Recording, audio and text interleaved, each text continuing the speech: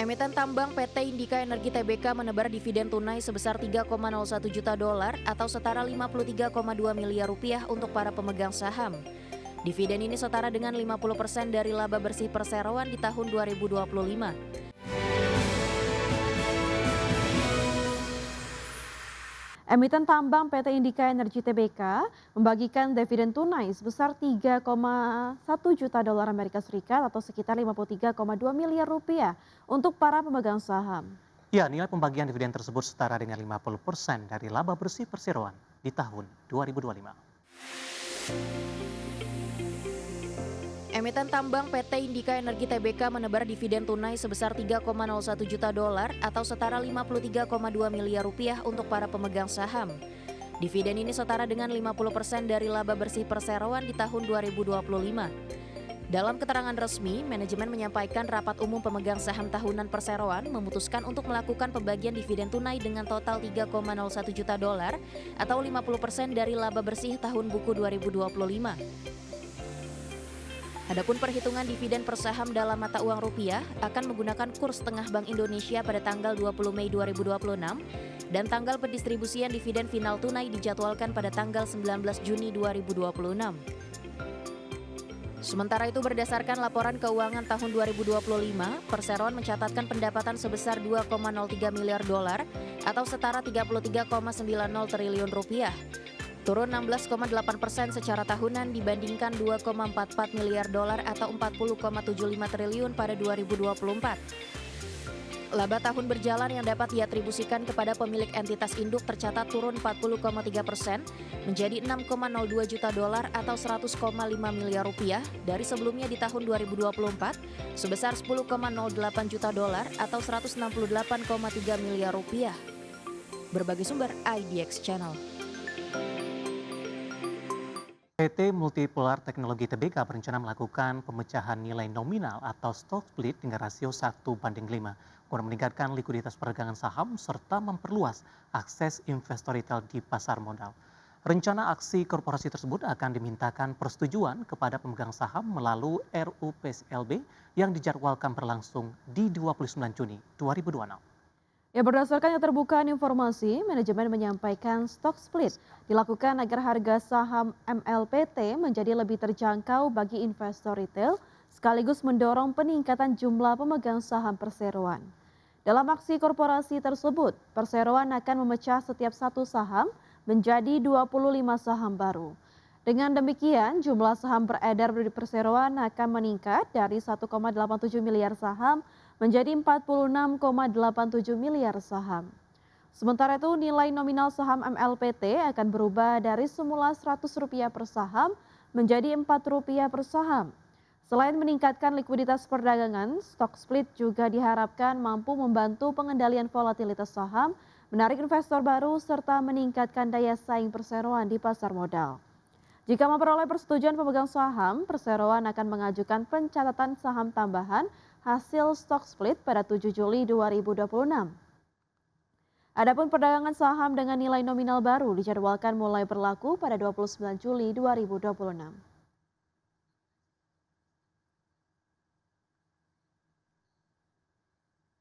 Keinformasi selanjutnya, pemirsa, S&P Global Rating memperingatkan bahwa rencana pemerintah Indonesia untuk memusatkan pengendalian ekspor komoditas berpotensi menekan penerimaan negara serta meningkatkan risiko terhadap stabilitas ekonomi makro.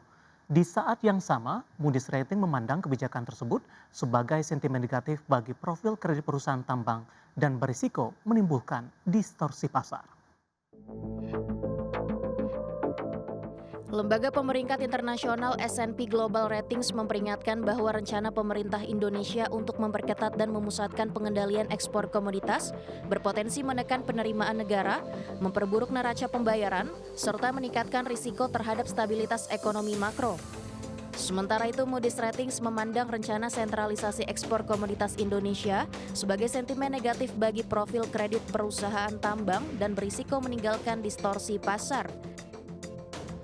Meski mengakui langkah tersebut dapat mendukung arus masuk devisa dan memperkuat nilai tukar rupiah, namun di sisi lain Moody's menilai kebijakan itu juga berpotensi membebani sentimen investor terhadap iklim kebijakan secara keseluruhan.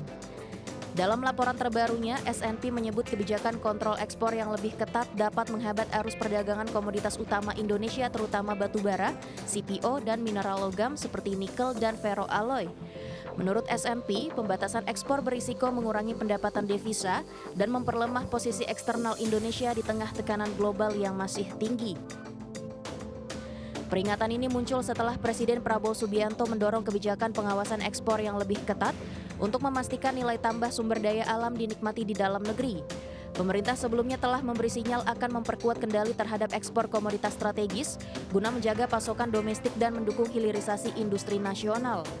Namun pasar khawatir kebijakan tersebut dapat memicu gangguan perdagangan dan menurunkan minat investor asing, terutama ketika harga komoditas global mulai melemah dan permintaan dari China melambat. Berbagai sumber IDX Channel. Sejumlah negara inti anggota OPEC Plus diperkirakan akan menyetujui kenaikan moderat target produksi minyak untuk Juli 2026 dalam pertemuan yang dijadwalkan berlangsung pada 7 Juni mendatang maksud kami. Melansir dari Reuters, sejumlah sumber menyebutkan target produksi bulanan 7 negara utama OPEC Plus kemungkinan dinaikkan sekitar 188.000 barel per hari. Namun keputusan final disebut belum ditetapkan.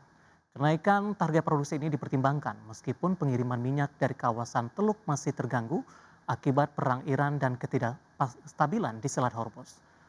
OPEC Plus sebelumnya mempertahankan produksi tetap stabil pada kuartal pertama 2026. Namun sejak April lalu, kelompok tersebut mulai menaikkan target output setiap bulan meskipun konflik geopolitik terus berlangsung. Besaran kenaikan bulanan juga telah dipangkas sejak Mei setelah Uni Emirat Arab memutuskan keluar dari kelompok OPEC Plus. Namun menunjukkan produksi minyak OPEC Plus turun menjadi 33,19 juta barel per hari pada April 2026 dari 42,77 juta barel per hari di Februari. Produksi negara-negara Teluk tercatat anjlok sekitar 9,9 juta barel per hari.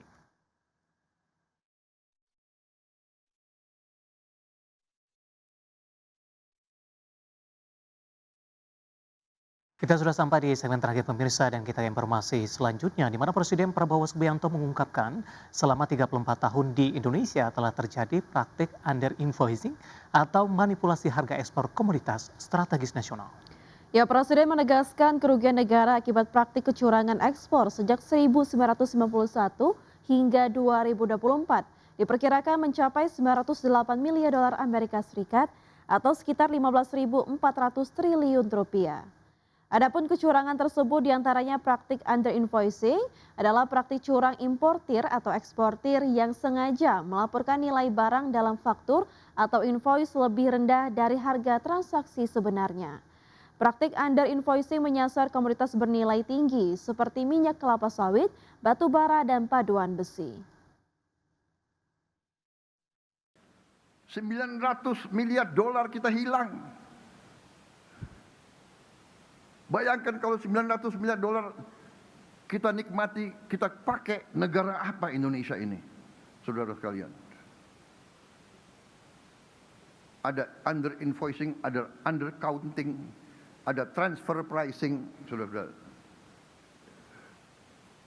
Banyak di antara kalian senyum, mungkin di antara kalian ada pengusaha-pengusaha juga di ruangan ini.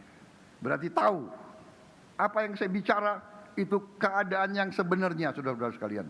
Kita sudah hitung, kita sudah pakai random, kita tahu bahwa perbedaan antara yang dilaporkan, yang tidak dilaporkan itu sering mencapai 50%. Yang dilaporkan adalah 50% dari keadaan yang sebenarnya.